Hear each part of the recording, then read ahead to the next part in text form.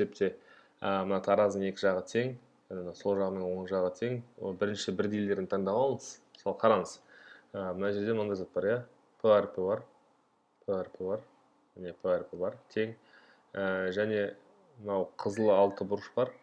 1, 2, 3, 4, 5, 6. Қызыл 6 бұрыш және мынау ромбик бар, иә? Осыларды таңдап алыңыз. Сол жақтан да, оң жақтан да міне қызыл 6 бұрыш ромбик. Сол кезде қалған заттар өзара тең болады. Яғни мына жай бір P ар P неге тең болды? Бір мынандай жұпқа тең болды. Қызыл 6 бұрыш және ромбикқа, иә? Демек қараңыз. P-ны алып тастаймын. P-ны алып тастаймын.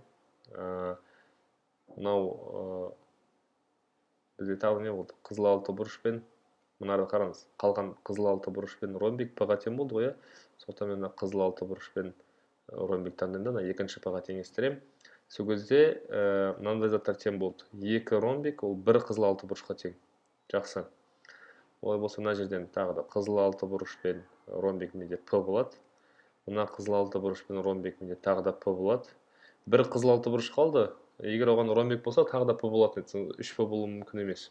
2 P-сы бар жауап, міне мынау бар. Қараңыз, 1 қызыл 6 бұрыш қалды. Алдыңғы екінші бөлікте бізде қызыл 6 бұрыш 2 ромбикқа тең болды. Сондықтан ара 2 ромбик салынған былай. 2 ромбик. Тіпті солардың түсімен де салуға болады. Былай 1 ромбик, былай екінші ромбик. Сол кезде 2 P ар P және 2 қызыл ромбик. Яғни мына жауап келеді екен. Қабырғалары қалың сызықпен бейнеленген шаршы саны нешеу? Шатыспау үшін 1/1 шаршыларын бөлек санауымыз. 1/1 деген мынандай шаршылар. Нешеу бар олардың. Сосын 2/2-ні санаңыз. 2/2 деген сөз клеткалар көрініп тұр. Міне мынау 2/2. Ұзындығынан 2 клетка, енінен 2 клетка. 3/3-терді бөлек санаңыз. 3/3-тер дегенде бар. Қараңыз, мысалы міне мынау 3/3. Бұндайлар көп ақ. Мынау 3/3, мынау 3 клетка, 3 клетка. Мына жерде де міне 3/3 бар, көріп тұрсыз ба? Кейін 4/4-терді санаңыз. 4/4-терді бар. Мысалы мынау бұрыштан сайтсақ 1, 2, 3, 4. 1, 2, 3, 4. Мынау бізде 4/4 болды. Басқа түспен көрсек, мынау бізде 4/4. Мынау бізде 4/4. 5/5 дегенде де бар. 5/5 дегендер де бар. Яғни ол қайсы? Көріп тұрсыз ба ортада міне? 5-еу, 5-еу. Міндетті түрде 6/6 бар. Және үлкен бір 7/7 бар. Осылай бөліп санасаңыз, сіз қателеспейсіз, сосын кейін шыққан сандардың бәрін бір-біріне қосып шығыңыз, сол кезде барлығы неше шаршы бар екенін көресіз.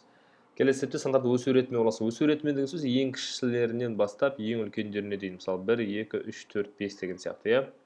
Олай болса, мына сандардың ең кішісі қандай? Ең кішілері ол минустан басталады. С-ның алдында минус бар және Д-ның алдында минус бар. Демек, біздің сандарымыз СД деп басталу керек, өскенде немесе ДЦ деп басталу керек, иә? Қайсы ең кіші? Осы екеуінің екі минус санның біреуі ең кіші, ол бірінші тұрады. Ал мынау плюс сандар минустардан кейін тұрады. Сондықтан мен С мен Д басында бар жауаптарды қалдырамын, С мен Д жоқ жауаптарды алып тастаймын. СД бар, ДЦ бар, СД бар, мында ЕЦ ол дұрыс емес уже, АБ ол дұрыс емес. Яғни мен не істеп жатырмын? Тест болғандықтан бірден жауаппен жұмыс істеп жатырмын, иә? Енді қараңызшы, қалған жауаптардың соңында барлығында Е тұр. Е тұр мында, мында Е тұр, мында Е тұр. Бұл не деген сөз? Бұл Ені ешқайсымен салыстырып керек емес, барлық жауаптардың соңында Е тұрса, демек Е ол онсыз да ең үлкен деген сөз, иә?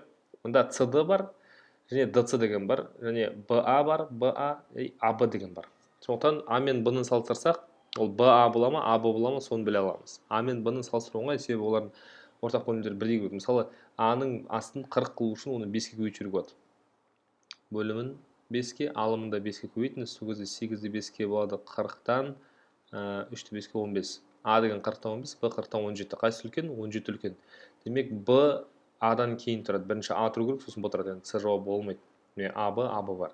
Мында ДЦ, мында СД. Яғни сіз тек қана С мен Д-ны салыстырасыз. Естеріңізде болсын, теріс сандарды салыстырған кезде қайсысы модуль жағынан үлкен, сол арасында кіші болсын болады. Мына екеуін салыстырып көріңіз. Бөлшектерін салыстыру бір оңай әдісі бар. Мысалы, 4-тен 3 пен 8-ден 7-ні салыстырғыңыз келсе, қайсы үлкен болатын? Бұлай 8-ді 3-ке көбейтесіз, үстіңгі сан жағына жазасыз. Мысалы, 8-ді 3-ке көбейткенде 24 пе, 24-ті осылай жазасыз. 4-ті 7-ге көбейтесіз, 4 7-ге шыққанда 28, оны оң жаққа жазасыз. Сол кезде мына оң жағы үлкен болса, демек 8-ден 7 үлкен 4-тен 3. Осылай салыстыруыңызға болады. Қорда бірнеше жылқы мен тауықтар бар. Олардың барлығының саны 29 бас, 90 аяқ болды. Қорда неше тауық бар? Жауаппен жұмыс істеңіз. Жауаппен былай жұмыс. Ең кіші 2 санды алып тастаймыз, 9, 10, ең үлкен санды алып тастаймыз. Уақытша 14, 15, орта саншысынан бастаймыз. Мысалы 13 деген санды тексеріп көрейік. Егер 13 тауық болса, 29 бас болса, 13 тауық, олай болса қалған 29-дан 13 азайтыңыз, 16-сы бізде жылқы болады, иә? Енді жылқыда 4 аяқ, сондықтан 16-ны 4-ке өтем 64. Тауықта 2 аяқ, сондықтан 13-ті 2-ге өтем 26. 64-ке 26 қосып тексерем, егер 90 аяқ шықса, біз дұрыс таңдадық деген сөз. 64-ке 26 қоссам, 90 аяқ болады. Арасында біз дұрыс таптық. Егер бұл жетпей қалса, біз онда бұдан көбірек стандарт таңдаймыз. Аз болып қалса, асып кетсек, онда азырақ стандарт таңдаймыз.